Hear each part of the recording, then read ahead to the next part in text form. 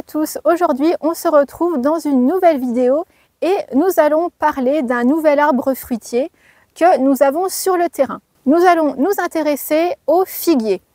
Nous avons 5 figuiers ici chez Green Valley et c'est vraiment un incontournable de nos potagers. Le figuier, il est connu depuis maintenant des siècles et c'est un arbre qui est vénéré en Égypte. Le figuier, c'est un arbre très intéressant puisqu'il va être très résistant. C'est un arbre qui va résister entre -15 et -17 degrés et c'est qu'il est très peu sensible aux maladies. Il est très rarement malade. Ici, chez Green Valley, nous avons diverses variétés de figuiers. Nous avons notamment le figuier commun qui est juste derrière moi et le figuier banane que je vous ai montré dans la dernière vidéo lors de la visite de l'ensemble de la forêt comestible. Je pense que vous l'aurez constaté, ou si vous ne l'avez pas constaté, eh bien je vais vous le dire, on ne voit jamais de fleurs sur le figuier. Et donc, comme on le sait, les arbres fruitiers ont besoin de leurs fleurs, comme le pommier, le pêcher, enfin tous les arbres fruitiers, font des fleurs pour ensuite donner le fruit. Mais sur le figuier, il n'y a pas de fleurs. Alors, comment est-ce que le figuier fait des figues s'il n'a pas de fleurs ? Alors, je vais tout vous expliquer. Le figuier, si vous voulez, la figue en elle-même, c'est l'inflorescence. Donc, c'est la fleur qui est repliée sur elle-même. Voilà. Donc, en fait, elle est renfermée et c'est ce qui donne, en fait, la figue. Et il ne s'agit pas des abeilles ou autres qui vont polliniser la figue. Vous ne verrez jamais d'abeilles butiner la figue. Si vous avez déjà constaté et remarqué ça sur les figues, il y a un petit trou derrière la figue et c'est par ici qu'un certain insecte va venir pour polliniser la figue et nous donner le fruit qu'on connaît. Il s'agit du blastophage. Sachez aussi que la figue en elle-même n'est pas un fruit, mais un sycone qu'on appelle la figue fleur. Pour ce qu'il en est de nos petits blastophages qui vont nous donner la figue, eh bien, si on tire une ligne à travers la France entre Lyon et Bordeaux, tout ce qui est au-dessus de cette ligne, en fait, on ne va pas retrouver cet insecte-là. Il sera présent en dessous de cette ligne, donc plutôt dans le sud de la France.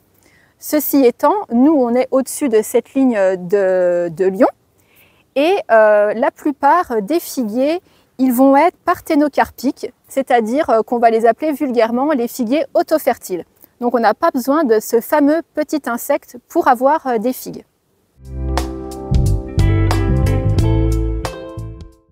Le figuier, il va fournir différents types de fruits. Ça va passer par des fruits verts à des fruits violets allongés en forme de poire, à la peau plus ou moins fine. Sa chair, elle va être sucrée et parfumée avec une pulpe assez aromatique et mielleuse. Elle va laisser un suc laiteux lorsqu'on va la détacher de l'arbre et en contact des lèvres, ça peut être irritant. Donc un petit peu attention. Pour ce qu'il en est du figuier, eh bien, il existe 2 types de figuiers. On va avoir les figuiers bifères, comme le figuier banane, qui va donner 2 vagues de fruits. Donc une généralement en été, autour du mois de juillet, peut-être fin juin, juillet, et ensuite une autre en septembre-octobre. Les figues donc d'été vont donner moins de fruits, mais des fruits plus gros que les figues de seconde intention, de seconde récolte, qui elles vont être plus nombreuses, mais moins grosses et moins arrondies. Donc ça, c'est plus pour le figuier banane. Et pour les figuiers communs, comme on a derrière moi, donc ce sont des figuiers unifères, donc c'est-à-dire qu'ils vont procurer une seule récolte dans l'année, qui va intervenir généralement fin août jusqu'à l'automne. Donc là, nous sommes le 12 septembre. Et les figues commencent à mûrir. Là, on a quelques-unes à récolter. On va pouvoir étaler ça, je pense, sur 1 à 2 semaines. Les figues, une fois qu'elles vont être cueillies, elles sont extrêmement fragiles et elles ne vont plus mûrir. Donc, elles vont se conserver 1 à 2 jours maximum. Je vous conseille de ne pas les mettre au frigo parce que ça peut altérer quand même leur goût. Comment va se manger la figue? Bon, évidemment, elle va se manger crue comme ça, directement cueillie de l'arbre. On va pouvoir les faire en tarte, en clafoutis, en confiture, en compote, etc., etc. La figue s'accommode parfaitement bien avec du fromage de chèvre, du jambon cru et aussi du magret de canard, etc. Ce qu'on peut faire aussi, c'est attacher les figues sur une ficelle et les laisser sécher au soleil, et ce qui va nous donner des figues séchées.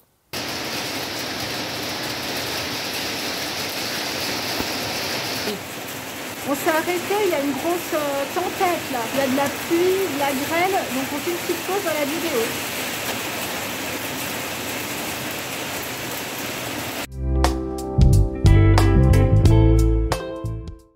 Donc les figues sont riches en fibres et en minéraux, donc potassium, magnésium, calcium et en antioxydants.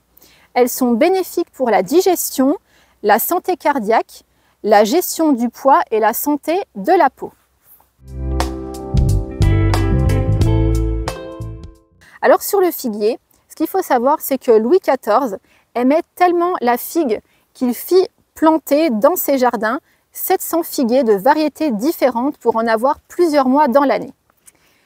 Le suc laiteux dont je vous ai parlé juste un petit peu avant, qui apparaît lorsqu'on détache la figue de sa branche, eh bien ça a des vertus contre les verrues. Il suffit d'en déposer un petit peu dessus pour eh bien, se débarrasser de verrues.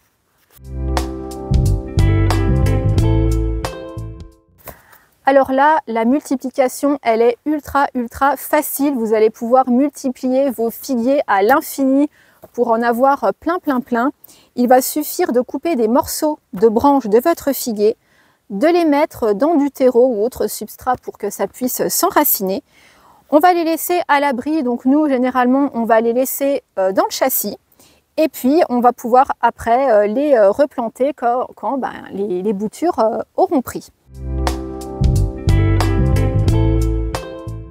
On va finir donc par la dernière catégorie, et le figuier, c'est vraiment un arbre que vous pouvez mettre partout où vous le souhaitez. Il s'adapte à tout type de terrain, que ce soit des terrains humides, des terrains secs, des terrains lourds, des terrains légers, tout type de terrain.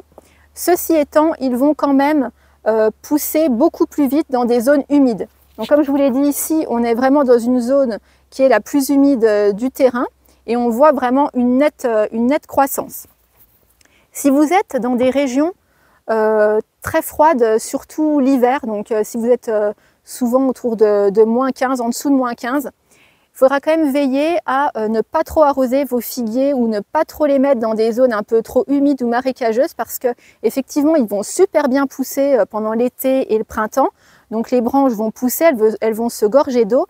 Mais quand les grosses gelées vont arriver, eh bien, avec toute cette eau, eh bien, ils vont être beaucoup plus sensibles au gel.